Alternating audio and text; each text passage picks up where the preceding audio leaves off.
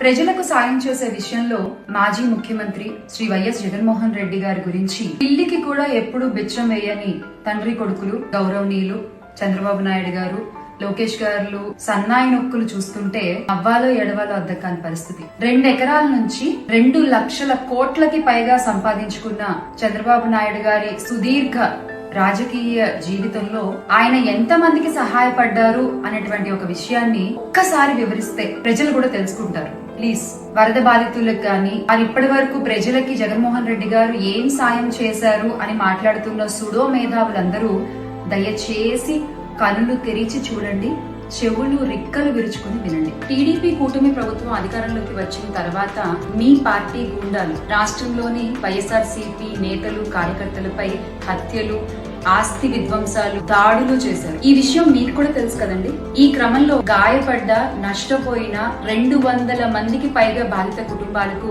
YS Jaganmohan Reddy గారు సాయాన్ని అందజేశారు. అలాగే ఇటీవల విశాఖపట్నంలోని ఒక ఫార్మా కంపెనీలో జరిగిన పేలుడులో 17 మంది చనిపోతే ఒక్కొక్క కుటుంబానికి 5 లక్షల రూపాయల చొప్పున జగన్మోహన్ రెడ్డి గారు ఇవ్వడం జరిగింది. అంతేకాకుండా అదే పేలుడు ఘటనలో 41 మంది గాయపడితే ఒక్కొక్కడికి 1 లక్ష రూపాయల చొప్పున సాయాన్ని అందజేశారు. కనబడలేదా అండి మీకు ఈ సాయం? మొన్న విజయవాడను వరదలు ముంచెత్తితే వరద బాధితులకి 1 కోటి రూపాయల సహాయాన్ని అందించారండి. అలా సహాయం చేసి చేతులు దులిపేసుకోలేదు. ఈ రోజుకి కూడా వరద బాధితులకి అవసరమైన నిత్యావసర వస్తువులు, వాటర్ బాటిళ్లు, పాలు పంపిణీ చేస్తూనే ఉన్నారు. ఇక పులివెందుల్లోని వెంకటప్ప స్కూల్లో ఎంతో మంది పేద విద్యార్థులకు 1 రూపాయి ఫీజు కూడా తీసుకోకుండా చదువుని చెప్పిస్తున్నారు. ఎంతో మంది మూగా చెవిటి పిల్లలకు కాక్లియర్ ఇంప్లాంట్ ఆపరేషన్స్ చేయించారు. ఇక పాదయాత్రలో గాని, ఓదార్పు యాత్రలో గాని ఎంత మంది యువకులకి ఉద్యోగాలకు వెళ్ళడానికి దారి చూపించారు, ఎంత మందికి ధన సహాయం అందించారు, ఎంత మందికి భరోసా ఇచ్చారు. ఇలా చెప్పుకుంటూ పోతే చాలా ఉన్నాయండి. జగన్ గారు చేసిన సాయం వల్ల ఎన్నో కుటుంబాలు బాగుపడ్డాయి.